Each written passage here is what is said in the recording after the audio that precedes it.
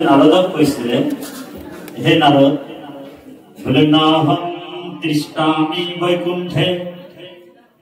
যোগিনাম হৃদয়োন চ মদ্ভক্ত যত্র গাবন্তি তত্র তৃষ্ণামি নারদ। ভগবান কৃষ্ণ নারদক কৈছে, হে নারদ, বলে নাহং তৃষ্ণামি বৈকুণ্ঠে, বলে নাহং বসামি বৈকুণ্ঠে, মই বৈকুণ্ঠত নাথাকো ৰয়। বলে যোগীৰ হিয়াৰি সমুদায় থাকো ভক্তৰ কীৰ্তনক মই ভকতত, বোলে মোৰ ভকতে মোৰ গুণনাম শ্ৰৱণ কীৰ্তন কৰে, তাক মই সেই স্থানত মই থাকিবলগীয়া হয়। নাৰদক কৈছে, হে নাৰদ, বোলে মই অকল ময়ে নাথাকো, মোৰ পিছে পিছে বোলে যিমান স্থাৱৰ জংগম তীৰ্থ আছে, তৈত্ৰৈব গংগা যমুনা সৌবেনী গোদাবৰী সিন্ধু সৰস্বতী সৰ্বাণি তীৰ্থানি বসন্তি তত্ৰ যথা চিত্তধাৰা তথা প্ৰসঙ্গ। এই স্থানত বোলে গংগা আদি কৰি যিমান তীৰ্থ আছে বায়ৱীৰ ওপৰত মূৰ্তিমন্ত হৈ বোলে সেই স্থানতে আহি যায়। সেইকাৰণে কৃপালু বাপাই সমস্ত ভগৱন্তক ভক্তি কৰিলে কি হয়, যোগীৰ হিয়া এৰি ভগৱান আহে বৈকুণ্ঠলৈ, বৈকুণ্ঠ এৰি বোলে ভগৱন্ত ভক্তৰ কীৰ্তন চাবলৈ আহে। গতিকে আমি সেই পৰমানন্দ ভক্তি আজি এই পৃথিৱীত কলিযুগত লাভ কৰিছো গুৰুৰ কৃপা। গুৰুৰ কৃপা আমাৰ প্ৰতি আছে, আপোনালোকৰ প্ৰতি আছে। সেইকাৰণে মহাপুৰুষ গুৰুজনাক বহুতে আজিলৈকে বহুত মানুহে চিনিয়ে পোৱা নাই, বৰ দুখৰ বিষয়। আমাৰ অসমীয়া মানুহ বহুত মানুহে আজিলৈকে গুৰুকে চিনি পোৱা, গুৰুজনাক আজিলৈকে চিনিব পোৱা নাই। বহুত মানুহে বেলেগ বেলেগ গুৰু আশ্ৰয় লৈছে, বহুত মানুহে বহুত গুৰুক আশ্ৰয় লৈছে, বহুতক গুৰু মানিছে, কিন্তু মহাপুৰুষ শংকৰদেৱক গুৰু নামানে। ঢেৰ গুৰু ওলাই গল, আজিকালি ঢেৰ গুৰু ওলাই গৈছে, কিন্তু মহাপুৰুষ মাধৱদেৱে ঢুকাত কৈছে, শংকৰেহে শুদ্ধ মত শাস্ত্ৰৰ সত্যক ভেদি প্ৰচাৰিলা কৃষ্ণৰ ভগতি তাংক এৰি কি কাৰণে আনক বোলয় গুৰু কিনুলোক মহামূঢ় মতি। এইসকল মহামূঢ় মতি। বোলে শংকৰদেৱক কোনোবাই যদি মানুহৰ জ্ঞান কৰিছে, শংকৰদেৱ কোন আছিল? বোলে জেনেৰেল মানুহ নাছিল। ত্ৰিভুৱন বন্দন দৈৱকী নন্দন জুহৰি মাৰুল কংস জগজন তাৰুণ দেৱ নাৰায়ণ শংকৰ দাসেৰী। আৰু সেই শংকৰদেৱক কোনোবা যদি মানুহ বুলি ভাবিছিল, মহেন্দ্ৰ কন্দলীয়ে তেওঁৰ শিক্ষাগুৰু আছিল। মহেন্দ্ৰ কন্দলীয়ে কৈছে, বোলে শংকৰম মনুষ্য বুদ্ধি কুৰ্বন্তি যে নৰাধম তে সৰ্বম নৰকম জান্তি যাবৎ চন্দ্ৰ দিবাকৰ। বোলে শংকৰদেৱক কোনোবা যদি মানুহৰ বুদ্ধি কৰিছে, তেওঁ বোলে তেতিয়ালৈকে নৰকত পৰিব। বোলে কেতিয়ালৈকে? বোলে যেতিয়ালৈকে চন্দ্ৰ আৰু সূৰ্য পৃথিৱীত থাকিব। হৰি। সেইকাৰণে শংকৰদেৱ কোনো মানুহ নহয়। কৃষ্ণ আৰু শংকৰদেৱৰ মাজত ভিন্নতা নাই, অভিন্ন। বুজি পাইছেনে? গতিকে সেইজনক আমি গুৰু মানিব। কিন্তু আজিকালিতো ঢেৰ গুৰু ওলাই গল। আমাৰ অসমীয়া ককাই ভাইসকলে আজিলৈকে গুৰুক চিনিয়ে পোৱা, বৰ দুৰ্ভাগ্যৰ কথা। বেলেগ বেলেগ গুৰু মানিছে। সেইকাৰণে আমাৰ বাগানীয়া ভাষাত কৈছে যে বেয়া নাপাব, আমাদের বাগানিয়া ভাষায় বলে আদিবাসী ভাষা, বলে আজকাল তো বলে ঢের গুরু বলাই গেলে গেলে, আজিকালি তো ঢের গুরু ওলাই গল। বলে গুরু বিলাক কেনেকে? বলে লন্ড গুরুর ভণ্ড চেলা। বলে গুরুর লন্ড আর চেলাটা বলে ভণ্ড। বলে লন্ড গুরুর ভণ্ড চেলা ধরাই দিলে খাতে খুঁজে বলে মাটির ঢেলা। বলে এনেকুৱা গুৰু যদি গুৰু বনাইছে কোনোবা, তেনেহলে তাৰ জীৱনত কোনো কালে কল্যাণ নহব। হৰি। সেইকাৰণে জনমে জনমে যাতে আমাৰ শংকৰেহে গুৰু হয়, সেইটোৱে আমি প্ৰাৰ্থনা কৰোঁ। আৰু গুৰুৱে আপোনাৰ ভৱসংসাৰ তৰাব পাৰে গুৰু অবিহনে কোনো তৰিব আৰু সেই গুৰু আমাৰ অসম ভূমিত অৱদান হ'ব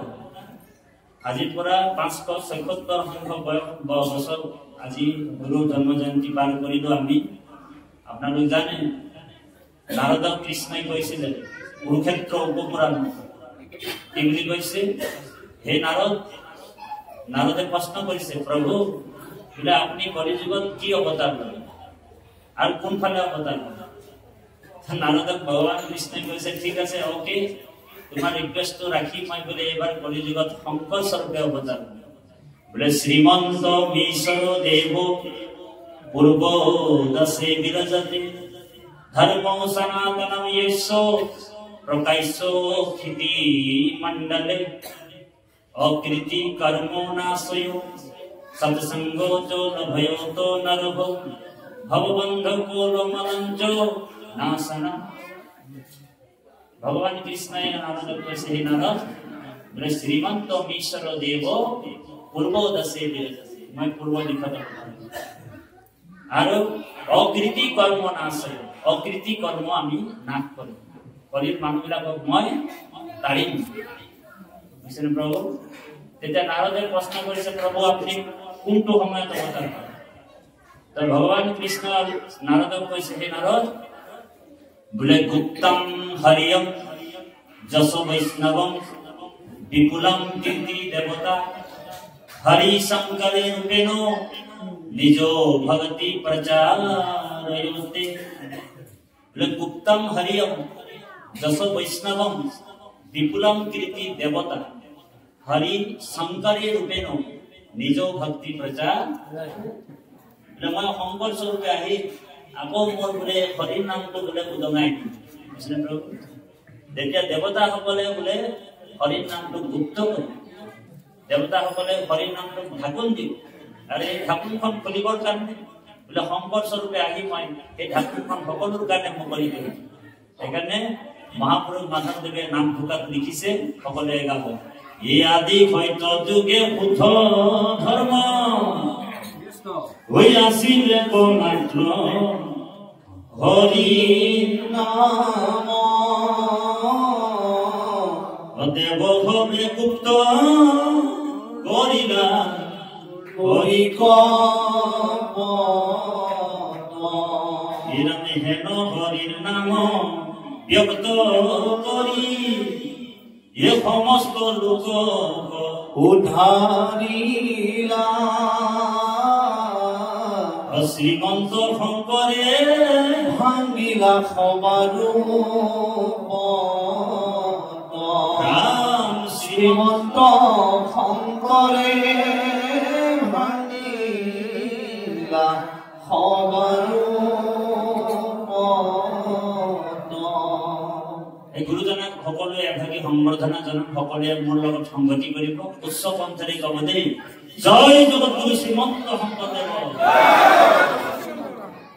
কি ৰকম মানুহ আৱাজে নাই ওলাইছে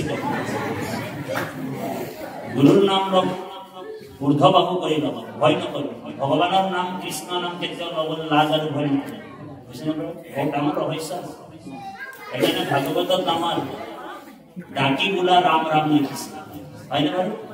আমাৰ গুৰুজনাই লিখিব পাৰিলেহেঁতেন মনে মনে বোলা ৰাম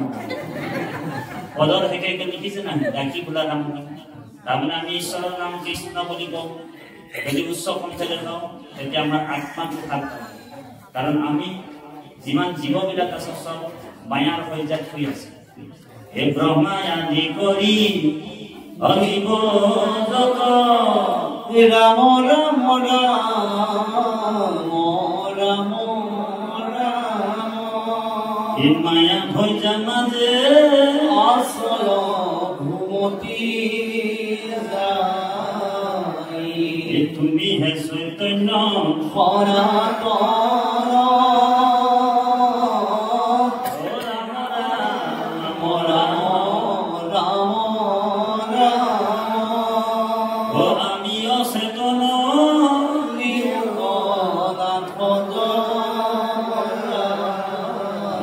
ক্ষুদ্র মুখে বহু আশা করি ভগবান আসুপনি একালো সর্পে দংশী হেৰা গছে তনতা মুখৰূপে তজু বাক্য অমৃত কৃপায় ঘৃষি প্ৰতিদিত হে দয়াময় কৃষ্ণ কৰিও তাকয়ো ৰাম দয়াময় কৃষ্ণ কৰি মুখ ব্ৰহ্মা আদি কৰি যিমান জীৱ আছে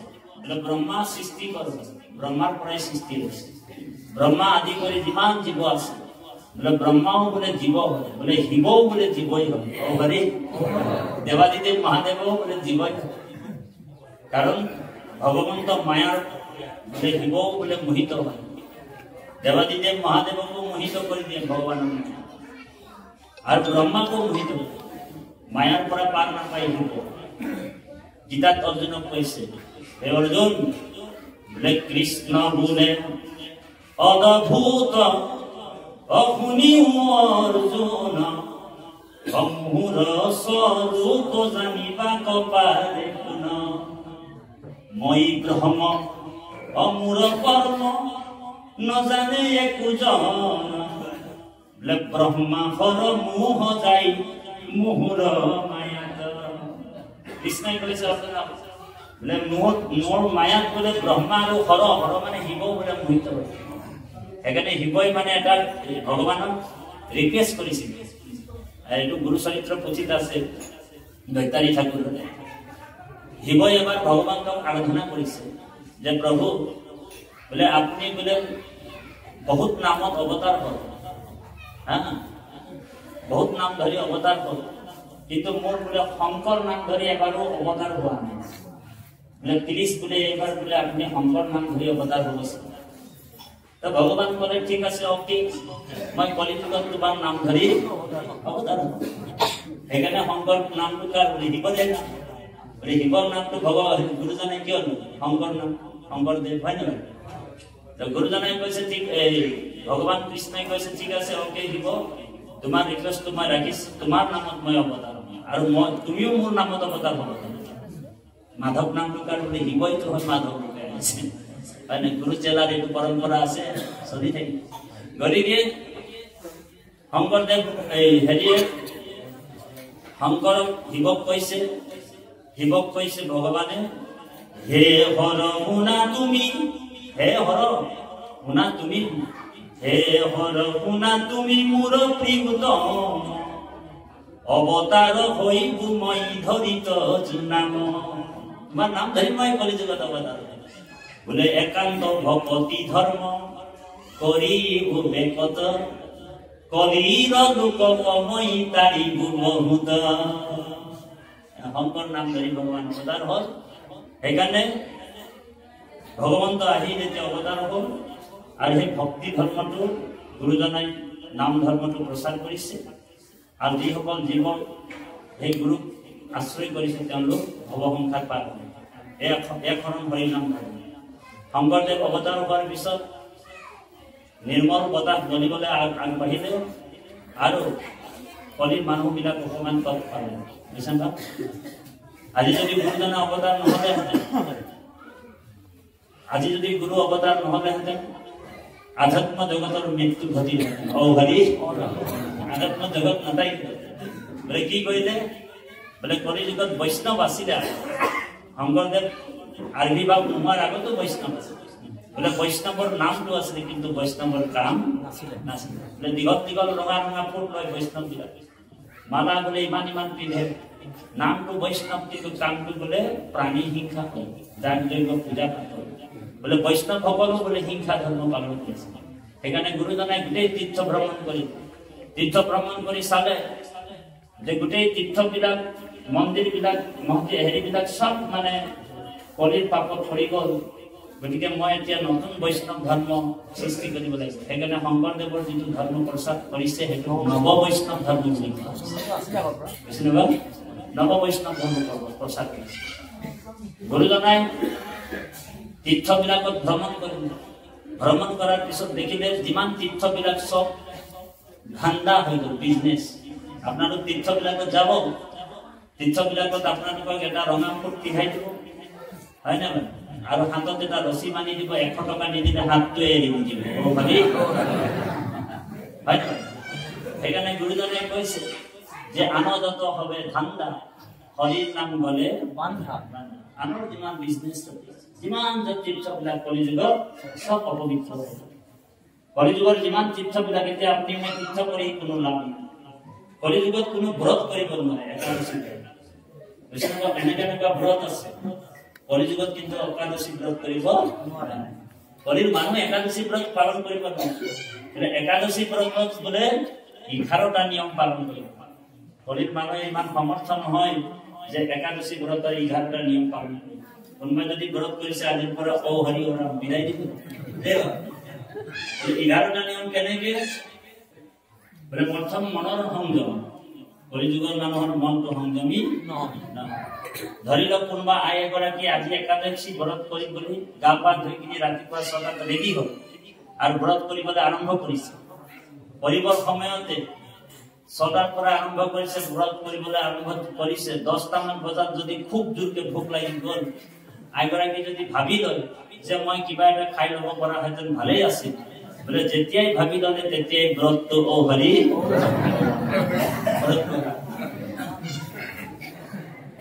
গতিকে কলিযুগৰ মানুহ কৰিব সেইকাৰণে উদ্ধৱক কৈছে যে সেই উদ্ধৱ কিন্তু ঐক্য নাথাকিবা কহিলো প্ৰকৃতি মতচিতা দিয়া খুৰা পৃথিৱী যত দেখা শুনা মায়াময় স্বপ্নময় হৰিময় দেখি দূৰ কৰা মতি ভ্ৰম জ্ঞান কৰ্ম ভকতি কৰিলো কৰি ভেদ ভকতি পৰম কণ্ঠ দিলো কৈছে। গতিকে তুমি কৰ্ম মাৰ্গ জ্ঞান মাৰ্গ ত্যাগ কৰা। কৰ্ম মাৰ্গটো আমাক ত্যাগ কৰিবলৈ কৈছে দেই। কিছুমান মানুহ কৰ্ম মাৰ্গ কৰিছে, কৰ্ম মানুহ কৰ্মকাণ্ড যাগ যজ্ঞ পূজা পাঠ এইবিলাক আমাক ত্যাগ কৰিব কৈছে। আমি কোৱা নাই, বোলে ভাগৱতে কৈছে। কৰ্মকাণ্ডত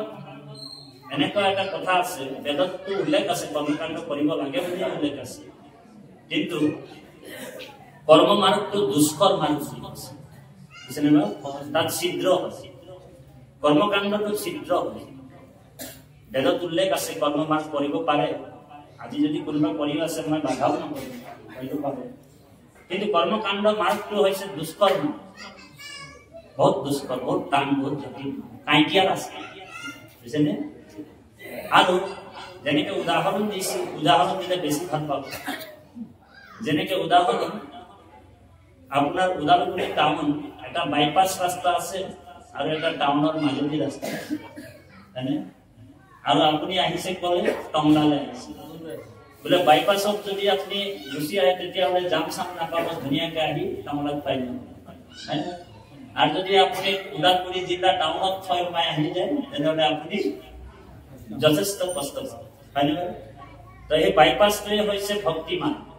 একেবাৰে সহজ মান, যিটো বেদত ব্ৰহ্মাই 103 বিচাৰি পাইলে কয় এহি মানে কি হাৰ পালে যে ভকতি উত্তম পন্থ, ভকতি সুগম পন্থ, সুগম সহজ পন্থ। আৰু ইয়াক এৰি যদি টাউন ৰাস্তাত কোনোবা যাব বিচাৰে যাব পাৰে, কাৰণ যিমান নদ নদী যিমান যি আছে চবতো সাগৰতে পৰিব। যদি কোনোবা কৰ্মকাণ্ড কৰিছে সেইসকলৰো ভক্তিটো ভগৱানে গ্ৰহণ কৰিবই লাগিব, কাৰণ ভগৱন্ত সকলো যজ্ঞৰ ভোক্তা হয় ভগৱান। যিমান যজ্ঞৰ ভোক্তা কোন বোলে ভগৱানে।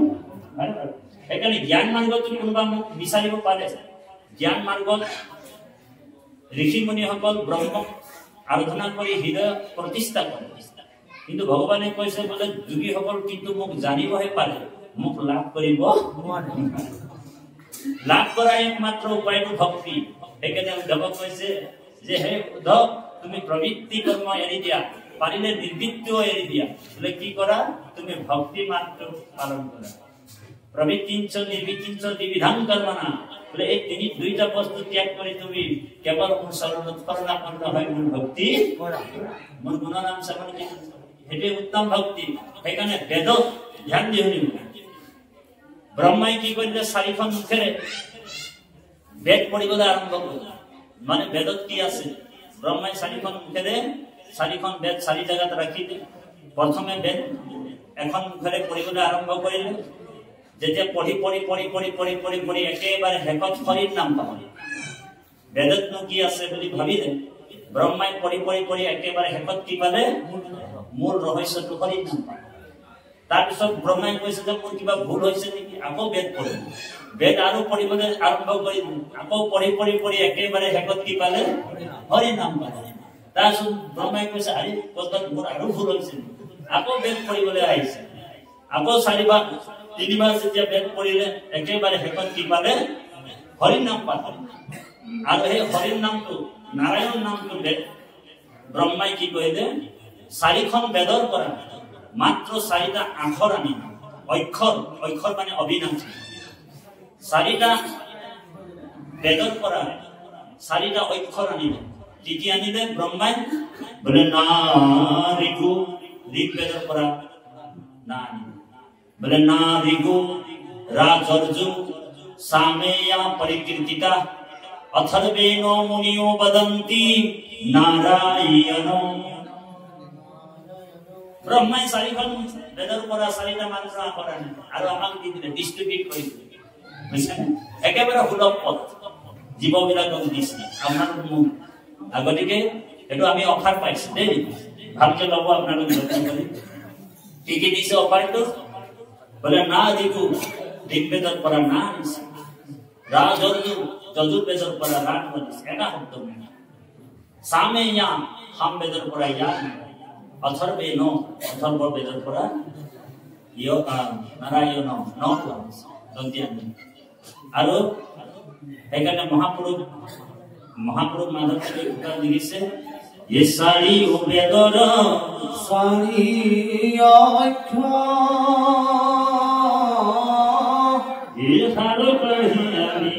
ব্রহ্মদেবে কত করিয়া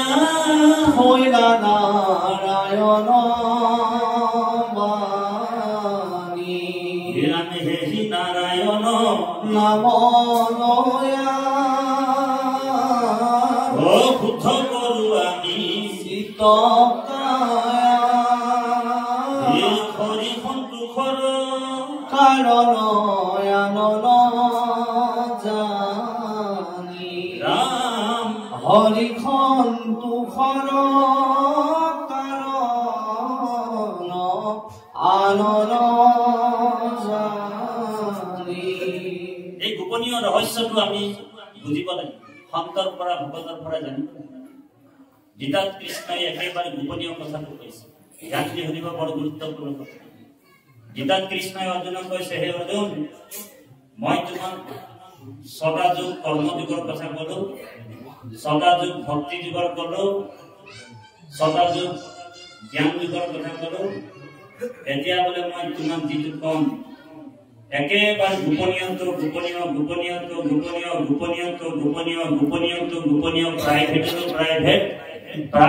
প্ৰাইভেট কথাটো মই তোমাক এতিয়াহে অৰ্জুনে কৈছে প্ৰভু আগৰ কথাবিলাক কি আছে সেইবিলাক গোপনীয় আছে এতিয়া যিটো কম তোমাক একেবাৰে গোপনীয় প্ৰাইভেট কথাটো এতিয়াহে অৰ্জুনে কৈছে প্ৰভু ইমান দীঘল লেকচাৰ কিয় মাৰি আছে এফালে কোনোবা কথা পাতি আছে যদি কথাই পাতিবলৈ আছে তেনেহ'লে হৰি বাহিৰত ওলাই গৈ পুৰা কথা পাতি থাকক আনক ডিষ্টাৰ্ব নকৰিব বা সমস্ত শুদ্ধ মানে শুদ্ধ চিতে একচিতে শুনক আৰু যদি আপোনালোক কথা পাতিব যদি ব্যাখ্যা কৰিবও আছে তেনেহ'লে এই আসনত বহি ব্যাখ্যা কৰি থাকক হৰি আমি শ্ৰৱণ কৰিছোঁ আমি একান্ত শ্ৰৱণ কৰিছোঁ আমি শ্ৰোতাও বহুত ভাল হ'ব আমি ভালকে বহোঁ যেনেকৈ আমাৰ বাপে শ্ৰোতা ইমান একান্ত শ্ৰোতা এনেই মানুহক দিগদাৰি কৰি নাথাকিব বুজিছেনে বাৰু আপোনাৰ বাক্য আছে আপুনি কথা ক'ব পাৰে তেনেহ'লে এই আসনত বহি কথাবিলাক কওক শুদ্ধ কথাবিলাক মানে আপোনাৰ কাৰণে কাৰোবাৰ উন্নত মানে ভাল হ'ব গতিকে নীৰৱতা এটা বজাই ৰাখিব আপোনালোকৰ চৰণত আমি বিনম্ৰভাৱে আনিছোঁ গতিকে ভগৱান কৃষ্ণই অৰ্জুনক কৈছে অৰ্জুন তোমাক মই যিবিলাক কথা কম এইটো একেবাৰে গোপনীয় কথাটো এতিয়াহে বোলে প্ৰাইভেট কথা কি কথা বোলে সৰ্ববৃহত্তম ভূয়ং শীৰ্ণো মে পৰম বচ্চ ইষ্টু সখী দৃঢ়মিতি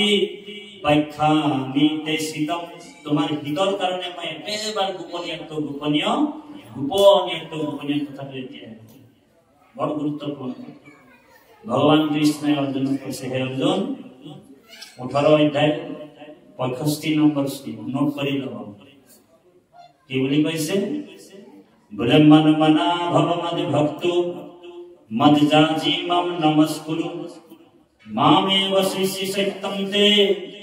প্ৰতি জানি প্ৰিয় সসিমে অৰ্জুন কৈছে হে অৰ্জুন মন মনা ভৱ মদ ভক্ত মদ যাজি মহাপুৰুষ মাধৱদেৱে গোটাক অনুবাদ কৰিছে কি বুলি কৈছে ও মুত মাত্ৰ সদা দিয়া মন এ মূৰ ভক্ত হোৱা সৰ্বক্ষণ এ মুকে মাত্ৰ পূজা মুকে কৰা নমস্কাৰ মুত মাত্ৰ সদা দিয়া মন সদা মানে এনি টাইম অলৱেজ অমুত মাত্ৰ সদা দিয়া মন ও মূৰ ভক্ত হোৱা সৰ্বক্ষণ অমুকে মাত্ৰ পূজা অমুকে কৰা নমস্কাৰ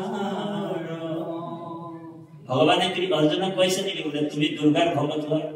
গাড়ীৰ ভগত হোৱা গাড়ীখন আছে তোমাৰ বোলে বিশ্বকৰ্মাৰ ভগত হোৱা বুলি কৈছে নেকি বুজিলা বোলে কাৰ ভগত বোলে কৈছে মুত মাত্ৰ সদা দিয়া সদা মানে এনি টাইম অলৱেজ তোমাৰ মনটো মত লগাই মোৰ ভক্ত হোৱা সৰ্বক্ষণ মুকে মাত্ৰ পূজা কাক পূজা কৰিবলৈ কৈছে কৃষ্ণই অৰ্জুনক কৈছে যে মুকে মাত্ৰ পূজা মুকে কৰা নমস্কাৰ এটো মাত্ৰ কহিলো সত্যবাণী ও পাইবা তুমি মুক মহামানী এ তুমি প্ৰিয়তম কুহিদ সখায়া তুমি মোৰ প্ৰিয়তম সখা সেইকাৰণে তোমাক একেবাৰে গোপনীয় কথাটো মই কৈছো শুনা তাৰপিছত অৰ্জুনক কৈছে এটা কাম কৰা তুমি ক্ষত্ৰিয় বৈশ্য কি ধৰ্ম কৰি আছে এইবিলাক বাদ দিয়া বোলে সৰ্ব ধৰ্মানো পৰিত্যজ্য মামেকম শৰণম ব্ৰজ অহম তম সৰ্ব পাপেভ্যো মোক্ষায়াস্মি মহস্য সর্ব ধর্মানো পরিত্যাজ্য মামেকম মানে কেবল মুখ প্রেম করা মোর বাহিরে যদি তোমার অ্যাটাচমেন্ট যদি আইগৰাকীৰ প্ৰতি বেছি আছে আইগৰাকীৰ প্ৰতি যদি তোমাৰ মমতা আছে মোহিত হৈ আছে তেনেহলে তুমি বন্ধনত পৰি যাবা তোমাক মই উদ্ধাৰ কৰিব সৰ্ব ধৰ্মানো পৰিত্যাজ্য মামেকম শৰণম ব্ৰজ অহম তম সৰ্ব পাপেভ্যো মোক্ষায়াস্মি মহস্য তোমাক মই সকলো পাপৰ পৰা মুক্ত কৰিম সকলো পাপৰ তোমাৰ আজিৰ পৰা পাপৰ ঠিকা লৈ লৈছো বুলি কৈছে কৃষ্ণ কিন্তু তুমি সম্পূৰ্ণৰূপে সাইলেন্ডাৰ হ'ব সম্পূৰ্ণৰূপে আশ্ৰয় ল'ব লাগিব ঈশ্বৰ তেতিয়াহে মই তোমাৰ সকলো পাপক মুক্ত কৰিম তোমাৰ নিজৰ কোনো কেপাচিটিৰ ফলত তোমাৰ পাপৰ পৰা তুমি উদ্ধাৰ হ'ব এই গীতাৰ বচন দে তেতিয়া অৰ্জুনে প্ৰশ্ন কৰিছে হে প্ৰভু হে নাৰায়ণ তুমি যে কৈ আছা তোমাকে পূজা কৰা তোমাকে ভজা অন্য মানুহবিলাকে বেলেগ বেলেগ দেৱ দেৱী পূজা কৰিছে সেইবিলাক মানুহে পাপ কৰিছে নেকি ডাইৰেক্ট প্ৰশ্ন ও হৰি বৰ গুৰুত্বপূৰ্ণ আজি যে আমি দেৱ দেৱী পূজা কৰি আছে এইটো পাপ কৰিছে নেকি হয় না প্ৰশ্ন কৃষ্ণই যদি এনেকুৱা কৈ আছে তেতিয়াহ'লে আমিতো বেলেগ দেৱ দেৱী পূজা কৰি আছে এইটো পাপ হৈছে তো ভগৱান কৃষ্ণই কৈছে হে অৰ্জুন পূজা কেতিয়াও পাপ হ'ব নোৱাৰে যিমান দেৱ দেৱী কেইটা মোৰে বিভূতি সেইকাৰণে বিশ্বৰ ৰূপটো দেখুৱাই দিলে তুমি এজন শিৱকে চিনি পোৱা মোৰ ওচৰত 11 ৰুদ্ৰ আছে 11জনী শিৱ ও হৰি ভগৱানে কৈছে পূজা কেতিয়াও পাপ নহয় কিন্তু হে অৰ্জুন তুমি যদি দেৱ দেৱীক পূজা কৰিবা তেনেহলে মই তোমাক স্বৰ্গলৈ পঠিয়াই দিম কি বুলি কৈছে 9 নম্বৰ অধ্যায় 25 নম্বৰ শ্লোক গীতাত কৈছে কি বুলি কৈছে হে অৰ্জুন ভ্লেয়ান্তি দেবানো দেবব্ৰতা তুমি যদি দেৱ দেৱীক পূজা কৰিবা তেনেহলে মই তোমাক স্বৰ্গলৈ পঠিয়াই দিম বুঝছেনে তাক বোলে স্বৰ্গত বোলে তুমি 5 স্টাৰ হোটেলত বোলে ইন্দ্ৰৰ লগত দেৱ দেৱী বিলাকৰ লগত ভালকে বোলে থাকিবলৈ সুবিধা কৰি দি ও হৰি এটা যিমান দেৱ দেৱী পূজা কৰি আছে সব স্বৰ্গৰ কাম তো ভগৱানে কৈছে তুমি দেৱ দেৱী পূজা কৰিবা তেনেহলে মই স্বৰ্গ বনাই ৰাখিছো তুমি ৰাখিছো ইয়ান্তি দেৱানো দেৱব্ৰতা বোলে স্বৰ্গত বোলে দেৱ দেৱীৰ লগত 5 স্টাৰ হোটেলত সুবিধা কৰি দি ভালকে থাকিবি তই এখানে 33 কোটি দেৱতাৰ ভিতৰত মানুহৰ এজন গৈ ক্লাছ হৈ যাব পাৰে আপোনালোক দেৱ দেৱী হ'ব তাত গৈ ক্লাছ হৈ যায় আৰ যিমান দেৱতাৰ মানে দেৱ দেৱীৰ লগত যেনেকা ভোগ বিলাস কৰে আমি ইয়াতো ভোগ বিলাস কৰিছো আৰু তাতো ভোগ বিলাস কৰিম যদি বেলেগ দেৱক পূজা কৰিম তেনেহলে সেই গণেশক পূজা কৰিলে সিদ্ধি হ'ব লক্ষ্মীক পূজা কৰিলে ও হৰি গৌৰাম পাব টকা পইচা পাব তো যিমান দেৱ দেৱী বিলাক বোলে স্বৰ্গত বোলে আছে তাহাঁতৰ লগত বোলে একেলগে থাকি বোলে সুবিধা কৃষ্ণই কৰি দিছে এখানে কৈছে বোলে যজ্ঞেৰিষ্টে সৰ্বগতি পাৰ্থায়ন্তে তেক্তম ভুক্তম সৰ্বলোকম বিশাল সৰ্বলোকম বিশাল সৰ্বৰ বিশাল ভোগ কৰিব বোলে তেক্তম ভুক্তম সৰ্বলোকম বিশাল বোলে ক্ষীণম পুণ্যম মৃত্যু লোকে বসন্তি আৰু যেতিয়া পুণ্যটো তাৰ আদায় হৈ যাব তেতিয়া বোলে দেৱ দেৱী বিলাকে তাক গতিয়াই কিনি বোলে আপোনাৰ পদ পেলাই দিব ও হৰি মানুহবিলাকে পুণ্য কৰিছে স্বৰ্গৰ কাৰ্য আৰু যেতিয়া বোলে দেৱ দেৱী বিলাকৰ পুণ্যটো আদায় তেতিয়া কি হ'ব বোলে স্বৰ্গৰ দেৱ দেৱী বিলাকে তাক গতা মাৰি আপোনাৰ তাৰ এটা উদাহৰণ দিছো দেই ধ্যান দিম উদাহৰণ বোলে উদাহৰণটো কেনেকুৱা আপোনাৰ ওচৰত যেনিবা 2 লাখ টকা জমা হৈ গ'ল দেই কিমান লাখ 2 লাখ টকা 2 লাখ টকা জমা হৈ গ'ল আপুনি ফ্যামিলিটো লৈ কিনি বা নিজে অকলে বোলে গুৱাহাটী 5 স্টাৰ হোটেলত ফুৰিবলে গুৱাহাটী 5 স্টাৰ হোটেলত বোলে ধুনীয়াকে আপুনি যিমান 5 স্টাৰত থাকিলে ধুনীয়াকে হোলে ধুনীয়া ধুনীয়া বাথৰুমত গা ধুবলৈ পাৰিলে সবে ওয়েটাৰে যি বিচাৰিছে এইটোৱে পাই গ'ল মানে 2 লাখ টকা আছে 2 লাখ টকা মানে পুণ্য 2 লাখ টকা কি পুণ্য যেতিয়ালৈকে 2 লাখ টকা আছে তেতিয়ালৈকে তোমাক আদৰ হাদৰ কৰিছে 5 স্টাৰ হোটেল ধুনীয়াকে ৰাখিছে বুজিছে নে ম্যানেজাৰও বহুত সম্মান কৰিছে আহোতে সেলুট মাৰিছে যাওঁতে সেলুট মাৰিছে হয় না বাৰু আৰ যেতিয়া আপোনাৰ বোলে ক্ৰেডিট কাৰ্ডত বোলে পইচা নাই হয় না বাৰু তেতিয়া সাধাৰণ কৰ্মচাৰীও আপোনাক ধকিয়াই কিনি বোলে সাধাৰণ কৰ্মচাৰী বোলে ওয়েটাৰটোৱে তোৰ বোলে ইয়াৰ কাম নাই তই বোলে পইচা দিব নোৱাৰে ইয়াৰ পৰা তই যাগে ঠিক স্বৰ্গটো সেইকাৰণে আমি বৈষ্ণৱে কেতিয়াও দেৱ দেৱী পূজা কৰিব ধ্যান দিব বৰ গুৰুত্বপূৰ্ণ মোক গালি নাপাৰিব কথাকেইটা মই ভাগৱত গীতাৰ পৰা আনিছো তাৰপিছত কৈছে বোলে ইয়ান্তি দেৱানো দেৱব্ৰতা তুমি যদি দেৱ দেৱীক পূজা কৰিবা তেনেহলে স্বৰ্গ যাবা তাৰপিছত কৈছে কৃষ্ণই পিত্ৰাণি ইয়ান্তি পিত্ৰেজা তুমি যদি পিতৃ পুৰুষক পূজা কৰিবা 9 পুৰুষ 7 পুৰুষ আমাৰ বাগানীয়া ভাষাত তাক পীৰৰ পূজা বুলি বুজিছেনে কিছুমানে পিতৃ পুৰুষক পূজা কৰে তো ভগৱানে কৈছে মই তোমাৰ কাৰণে পিতৃ লোক বনাই ৰাখিছো তালে তই যাব লাগিব বুজিছেনে তাৰপিছত কৈছে বোলে ভূতানি ইয়ান্তি ভূতেজ্জা 9 নম্বৰ অধ্যায় 25 নম্বৰ শ্লোক সংস্কৃত ভাগৱত গীতা তুমি যদি ভূত প্ৰেতক পূজা কৰিবা তেনেহলে তোমাক মই ভূত প্ৰেত বনাই দিম আৰু যেতিয়া তুমি ভূত প্ৰেত হৈ যাবা তেতিয়া বোলে মই তোমাক কৈলাশত পঠিয়াই দিম তাক বোলে শিৱৰ আগফালে তই ভূত প্ৰেত হৈ কিনি ডান্স মাৰি থাকিবি ও হৰি ভগৱান কৃষ্ণই কৈছে তুমি যদি ভূত প্ৰেতক পূজা কৰিবা আজিকালি পৃথিৱীৰ মানুহ এনেকুৱা হৈ গ'ল অন্ধবিশ্বাসী এনেকুৱা অন্ধবিশ্বাস মানুহক গ্ৰাস কৰিছে বহুত মানুহে ভূত প্ৰেতকো পূজা কৰিবলৈ আহে দাহিনী যোগিনী ভূত প্ৰেত শ্মশানত গৈ গৈ পূজা কৰে তো ভগৱানে মানা কৰা নাই বুজিছেনে ভূত প্ৰেত বনাই দিব আৰু ভূত প্ৰেত হৈ গ'লে ক'ত পঠিয়াই দিব মানে কৈলাশত পঠিয়াই তাত শিৱৰ আগফালে যিমান ভূত প্ৰেতৰ নাচি থাকিব তাৰপিছত ভগৱান কৃষ্ণই কৈছে হে অৰ্জুন বোলে মদ জাতি আপি মামো তুমি যদি মুকে পূজা কৰিবা মুকে সেৱা কৰিবা তেনেহলে মই তোমাক মোৰ পৰম ধামলৈ লৈ আহিম যাক বৈকুণ্ঠ বুলি কৈছে আজি আমাৰ গুৰুজনে সেই বৈকুণ্ঠ নিৰ্মাণ কৰিছে বোলে কাৰ কাৰণে নিৰ্মাণ কৰিছে আপোনালোকৰ কাৰণে ভকতৰ কাৰণে মদ জাজি মু অপিমাম তুমি যদি মোকে সেৱা কৰিবা মোকে পূজা কৰিবা তেনেহলে মই তোমাক আৰু আহাজা কৰিবলৈ দিম এই জন্ম সংসাৰৰ আগৰ বন্ধনৰ পৰা তোমাক মুক্ত কৰিম বোলে পুনৰপি জনম পুনৰপি মৰণম পুনৰপি জঠলি জননী শয়নম আৰু আয়াজাত কৰিব নালাগে তোমাক মুক্ত কৰিম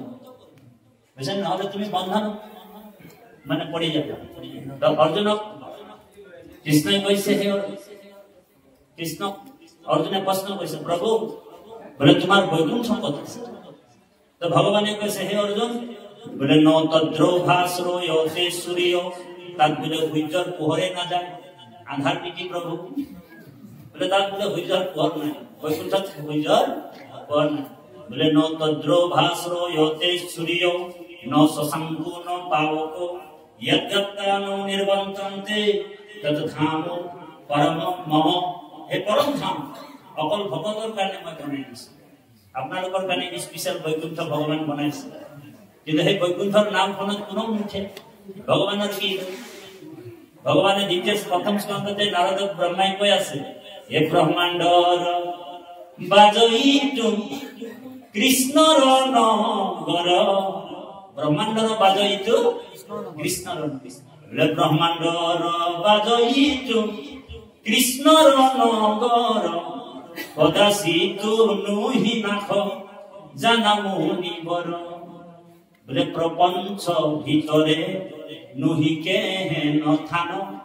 ভক্তৰ নিমিতে কৃষ্ণ কৰিছা নিৰ্মাণ মোৰ ভক্তৰ কাৰণে মই ইমান ধুনীয়াকে বৈকুণ্ঠ বনাই ৰাখিছো কিন্তু কোনো উঠিব নোখোজে নাও সবে ভোগ বিলাসত ডুবি আছে সংসাৰ মানে বৰ অন্ধবিশ্বাসতো ডুবি আছে সেইকাৰণেতো মানুহবিলাক অন্য অন্য দেৱ দেৱীক পূজা কৰিছে তথাপিও বোলে সেই সকলৰ প্ৰত্যেও তেওঁৰ বিশ্বাস নাই সেইকাৰণেতো আঙুঠি বোলে পাঁচটা আঙুঠি পিন্ধিছে অ হৰি যদি আপোনাৰ বোলে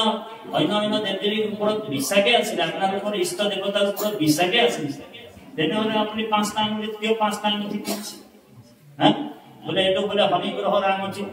এইটো বোলে প্ৰবাল ধাতু হয় নে বাৰু এইটো বোলে মংগল গ্ৰহৰ আঙুঠি আৰু এইটো বোলে গণৰ খড়গ গণৰ খড়গ পিন্ধাই নে মানুহ বোলে গণৰ খড়গটো ক'ত পালে বুজিছে বোলে গণৰ খড়গটো বোলে কাজিৰঙাত বোলে গণটোক বোলে গুলি মাৰি মাৰ্ডাৰ কৰি তাৰে খড়গটো বোলে অকণমান কিনি আনি মই বোলে ঠিকাদাৰ মানুহ 25,000 টকা দানি বোলে ৰূপৰ আঙুঠি ভৰালো আৰু পিন্ধি আছে বোলে এইটো পিন্ধিলে কি হ'ব বোলে এইটো পিন্ধিলে বোলে মোক বোলে মৃত্যুৱে টাচ কৰিব নোৱাৰে মই অভয় পাই গলো মই কেতিয়াও নমৰো আমাৰ মানুহবিলাক ইমান জধা আঙুঠি পিন্ধিয়ে বাচিব বিচাৰিছে তো ভগৱানে আপোনালোক চাব যে আপোনাক যদি গণৰ খড়গটো অকণমান পিন্ধি যদি আপুনি মৃত্যুক জয় কৰিব পাৰিছে তেনেহলে কাজিৰঙাৰ গণটোৰ ওচৰততো গোটাগুটি খড়গটোৱে আছে তাকেই দেখোন গুলি মাৰি মাৰ্ডাৰ কৰি দিলে সিয়ে বাচিব নোৱাৰিছে অ হৰি আপুনি কেনেকে বাচি গণটোৱে মাৰা গ'ল আৰু আপুনি বাচিব পাৰিব সেইকাৰণে ৰাখে হৰি মাৰে হৰি ৰাখে হৰিয়ে নাৰাখিলে জৰিয়ে নাৰাখিলে হয় নে বাৰু হৰিয়ে নাৰাখিলে আপোনাক জৰিয়ে ৰাখিব মই এটা কথা কৈছো আজিকালি মানুহবিলাকৰ চাপৰ ডিঙিত তাবিজ এই কঁকালত তাবিজ ইয়াত তাবিজ বাৰফৰি তাবিজ অকণমান অফ কৰি ছ'চিয়েল মিডিয়াত ষ্ট্ৰং আছে আপোনাৰ আইসকলে সেই বগা ঘোঁৰা দুটাত একদম ধুনীয়াকে সেন্দুৰ লগাই লগাই ৰঙা কৰি দিয়ে তাৰপিছত চেলেং চাদৰ গামোচা উঠাই একদম মাটিত বাগৰি বাগৰি কান্দিছে আঁতৰি দিয়ক ডাঙৰীয়া আহিছে আঁতৰি দিয়ক ডাঙৰীয়া কি ৰকম মানুহ দেই লাষ্টত মানে সেই গুৱাহাটীৰ মমিন নামৰ ঘোঁৰা যাৰ মালিক ঘোঁৰাৰ মালিক আহি উপস্থিত হ'ল বোলে কি ৰকম মানুহ তৰা এইটো মুছলমান ভাই এজনৰ আছিল বোলে মোৰ বগা ঘোঁৰা দুটাক বোলে তহঁতি সেন্দুৰ লগাই লগাই গতিকে এই অন্ধবিশ্বাস বিলাক কিয় উৎপন্ন হৈছে জানেনে ভাগৱত নুশুনা ডক্টৰ ডিগ্ৰী লৈ থাকি সেইকাৰণে ভাগৱতৰ তত্ত্বটো সবে বুজি নাপায় ভাগৱত পুথিগত শিক্ষা যিমানে অগ্ৰগতি ডিগ্ৰী ভাগৱতৰ ওপৰত চেচিছ লিখিব পৰা মানুহ কিন্তু ভাগৱতৰ তত্ত্ব বুজি নাপায় সেইকাৰণে ভাগৱতৰ সিদ্ধান্ত দিছে হে ৰাম বৈকুণ্ঠৰ শাস্ত্ৰ কৃষ্ণ অমুখৰ বচন আৰু কি তত্ত্ব জানে যেই হে হি জন ইয়াৰ তত্ত্বটো সবে নাজানে কোনে জানিব ৰাম শুদ্ধ ভাৱে ললে যিটো কৃষ্ণ শৰণ ভকতিৰ পাত্ৰ হৈ নিৰ্মল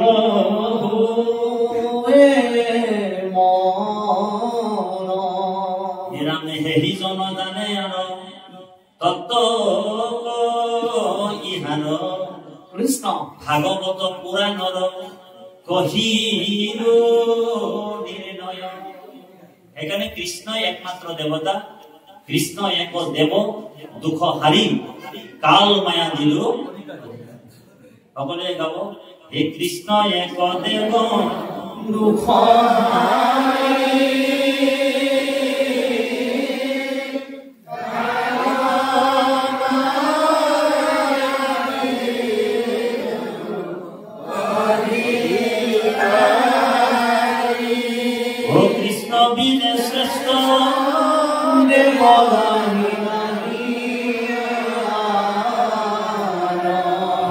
সৃষ্টি স্থিতি অন্ত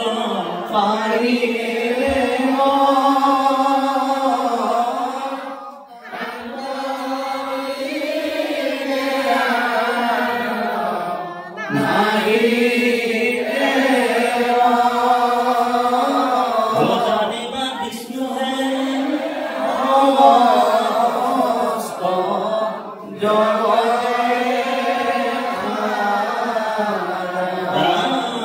জানিবা বিশ্বকে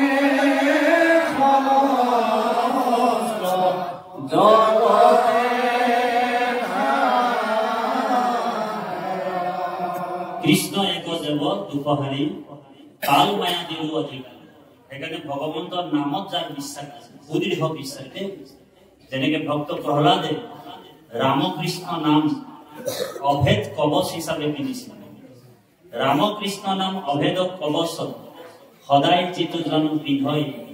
তিনি গুণ বৃত্তিশ্বয় বস্ত্ৰৰ পহাৰে আৰু তাক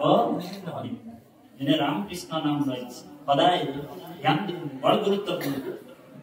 আপনি যদি ৰামকৃষ্ণ খাওতে কৃষ্ণ উঠুতে কৃষ্ণ বহতে কৃষ্ণ প্ৰত্যেকটা অবস্থা কৃষ্ণ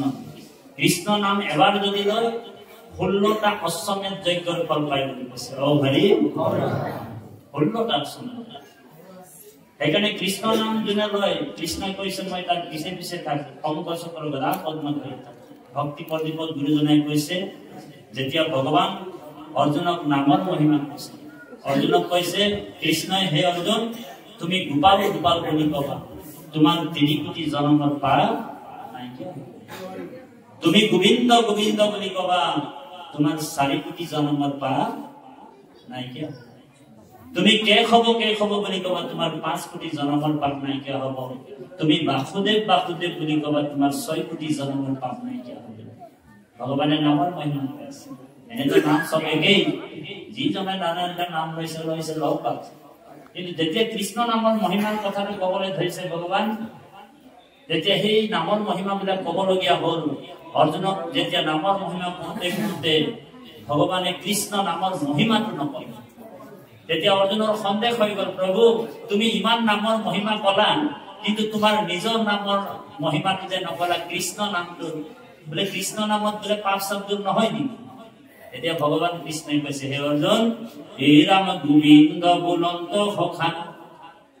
শুনা স্বৰূপত নজানো ইটো কৃষ্ণ নাম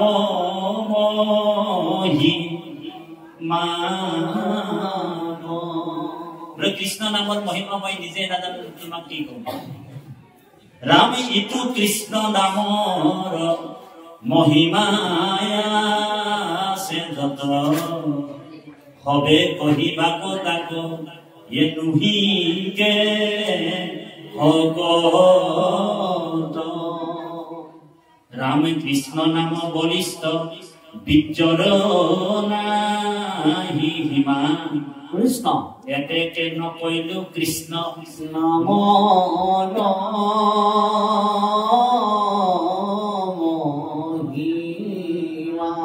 হে রাম মনে মনে কৃষ্ণ বলে যদি বা বেকত কৃষ্ণ তথাপি থাকু মই তাহার লগত কি বুলি কলে কৃষ্ণ যে মনে মনে কৃষ্ণ বলে যদি বা বেকত কোনোবা উচ্চ কৰি কৃষ্ণ কৈছে তথাপি থাকু মই তাহাৰ তাৰ পিছে পিছে সংগ সকলো কথা কৰ্মধাৰী গৈ থাকে সেইকাৰণে নাম ধৰ্মটোক আমি সুদৃঢ় বিশ্বাস কৰোঁ সেইকাৰণে বাহিৰে ভিতৰে উচ্চ মন্দিৰে তিনিবাৰ কৃষ্ণ কৰো দেই হৰিৰূপী ব্ৰহ্মাণ্ডটো লৰি যোৱা কৰো কৃষ্ণ কি ৰকম মানুহ দেই আৱাজেই নাই বলছে উচ্চ মন্দিৰে কওক কৃষ্ণ এখন টুকুটাও আৱাজটা ওলাইছে অলপ জোৰকে কওক কৃষ্ণ হে মাধৱে বুলন্ত মুখ কৃষ্ণ কৃষ্ণ কৃষ্ণ বুলি সদায় ভুমৰে যিটো নৰ জল সন্দে যে নপদ্ম নৰকৰ পৰা তাংগ ঐ আপুনি উধাৰ ৰংগ মন খাওঁতে কৃষ্ণ উঠোতে কৃষ্ণ কোনোবা যদি কৈ থাকে তাক মই নৰকৰ পৰা উদ্ধাৰ ভগৱান গতিকে সেই প্ৰভু সমস্ত এই অসাৰ সংসাৰ বুলি কৈছে নাহিতে বিশ্বাস এই সংসাৰখনক অসাৰ বুলি কৈছে কোনটো বস্তুৱে শাসত্ব নহয় আৰু আমি স্বতন্ত্ৰও নহয় আমি স্বতন্ত্ৰ আমি নহয় গতিকে ইয়াত বোলে হাতে পাতে ঘাটে কৈতো দেৱ প্ৰাণ কাৰ্য ঠিক ৰাতিপুৱা বোলে আজিয়ে আছে কালি হয়তো নাথাকিব পাৰে হয় এইটো অসাৰ সংসাৰ বুলি কৈছে সেইকাৰণে ভক্ত প্ৰহ্লাদে কৈছে বোলে দুৰ্লভম মনুষ্যম জন্ম মানুহৰ জন্মটো পাবলৈ বহুত টান হয়নে বোলে তদপি অৰ্ধুবম অৰ্ধদম কিন্তু চাবাক আজি আছে কালি নাথাকিবও পাৰে পশুপাতৰ পানী বোলে কি কৰিব লাগিব বোলে কুমাৰ আচৰে প্ৰাণ ধৰ্মানি ভাগৱত কৰিও কুমাৰ কালে ভাগৱত ধৰ্ম কিন্তু আমি আধা বয়সত আহি পিনি নামঘৰত বহি থাকো যেতিয়া ৰিটায়াৰ হৈ যায় তেতিয়া 60 বছৰ পাৰ হয় হয়তো ল'ৰা ছোৱালীবিলাকক আমি ভাগৱত ধৰ্মটো হয়নে বাৰু কাৰণ মানুহৰ জন্মটো আমি বহুত পুণ্যৰ ফলত পাইছো নৰতনতো আমি বহুত পুণ্যৰ ফলত পাইছো সেইকাৰণে মহাপুৰুষ মাধৱদেৱে ঘোষাত কৈছে হে ভাৰত ৰত্নৰ দীপ হে মনুষ্য শৰীৰ নৌকা ৰাম নাম মহাৰত্ন ভাৰ হেনয় বা নিজ পাই যিটো জীৱনত লীলা তাত পৰে দুখী বোলে ভাৰত ৰত্নৰ দীপ মনুষ্য শৰীৰ নৌকা ৰাম নাম মহাৰত্নহাৰ হেনয় বাণিজ্য পাই যিটো জীৱন নতৰিলে তাত পৰে দুখীয়া সেইকাৰণে ভাৰতৰ পৰীক্ষা আছে অনেক দোকান নিচিনি কিনিলে লাগিবে বোলে ভাৰতবৰ্ষতো ঢেৰ দোকান আছে ক'ৰবাত বোলে চাদা পায় দোকানবিলাক ক'ৰবাত বোলে নিবিদেও পায় যদি আপুনি ভালকে চিনি নলয় বোলে বেলেগ দোকানত সোমাই কিনি বেলেগ বস্তু লৈ আহে হয়নে বাৰু হৈ আহিব সেইকাৰণে এইখন দোকানত আহিব বুলি কৈছে এই দোকানখনত বোলে ভাল ভাল বস্তু পায় হয়নে বাৰু সেইকাৰণে ভাগৱতৰ 10ম স্কন্ধত কৈছে বোলে ভৱতৰিবাৰ যোগ্য হে মনুষ্য শৰীৰ বিষয় বাতা ঘামায়া কৰিলা অস্থিৰ ভৱতৰিবাৰ যোগ্য মনুষ্য শৰীৰ এই মানুহৰ জন্মটো বহুত দুৰ্লভ পাবলৈ বহুত টান দেৱতায়ো বাঞ্ছা কৰি আছে কেতিয়া আমি মানুহৰ জন্ম পাম আৰু ভগতি আৰু আপোনালোকতো গোল্ডেন চান্স পাই কিনেও হেৰাইছে অ হৰি আমিতো গোল্ডেন চান্স পাইছো মানুহৰ জন্ম ইয়াৰ পিছত আৰু মানুহৰ জন্ম পাম নাই কোনো ঠিক নাই সেইকাৰণে যিসকল মানুহৰ জন্ম পাই শৰীৰ ভক্তি নকৰে তাক আত্মঘাতী বুলি কৈছে অ হৰি আত্মঘাতী কাক বুলি কৈছে বোলে ডিঙিটো বোলে ৰছীটো ওলমাই কিনে গছত বোলে ওলমি যোৱাটো আত্মঘাতী নকৰে ভাগৱত শাস্ত্ৰই কৈছে মানুহৰ জন্ম পাই যিজনে হৰিক ভক্তি নকৰে সেইকাৰণে ভক্ত উদ্ধৱক কৈছে কৃষ্ণই যত দেখা শুনা মায়াময় স্বপ্নময় হরিময় দেখি দূর করা মতি ভ্রম তোমার জি ছায়া যত দেখা সরাসর হরিময় নিরন্তর হরি বিনে নাহিকে পৃথক যিজন ভকতিহীন যি দেখে হরিক ভিন্ন হরির মায়ায় তাক গতিকে আমি সকলো বস্তুতে হৰিময় দেখিব পাইছো সমস্ত ভূততে আছো মই হৰি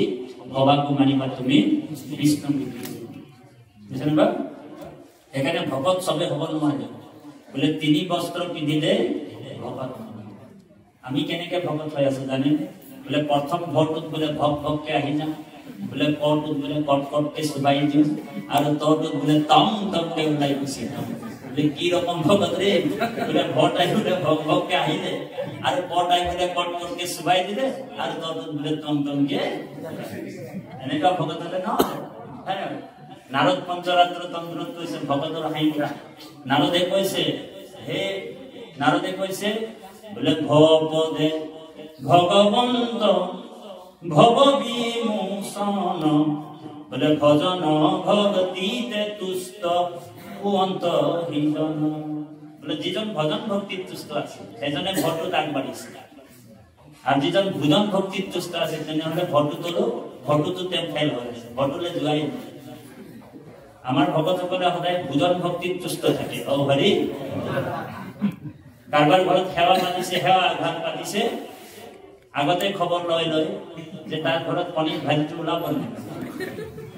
তেনেহলে আমি ভৰটোতো ফেল হৈছে কারণ আমি ভজন ভক্তি তুষ্ট নাই বলে ভজন ভক্তি তুষ্ট হয়েছে তার সাথে পর্বত বলে কপদে কৃষ্ণ ভজি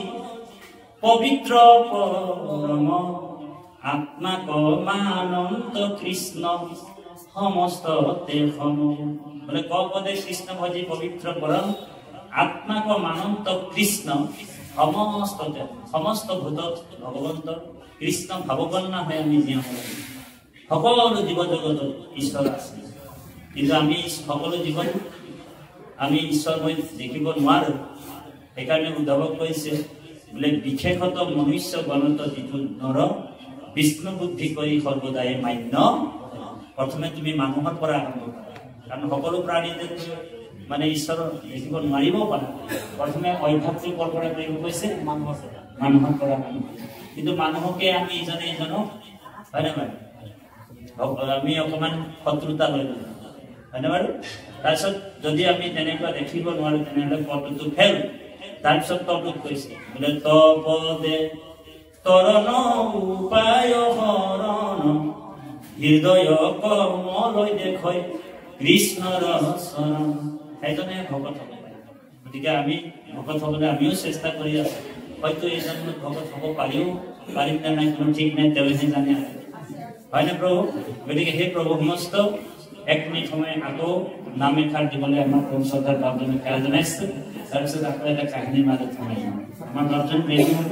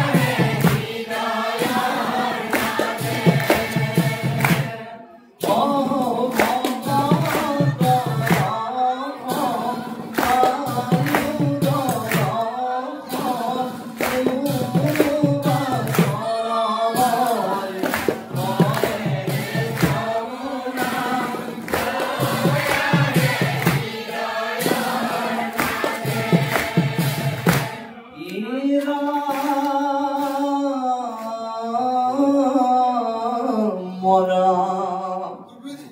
হৃদয়তে ৰূপ ধৰা মুখে লোৱা নাম কৰি যুগে নাম বিনা গতি নাহি আন অপাৰ সংসাৰ জানা পাইবা মহাসুখে ও ৰাম কৃষ্ণ ঘুষি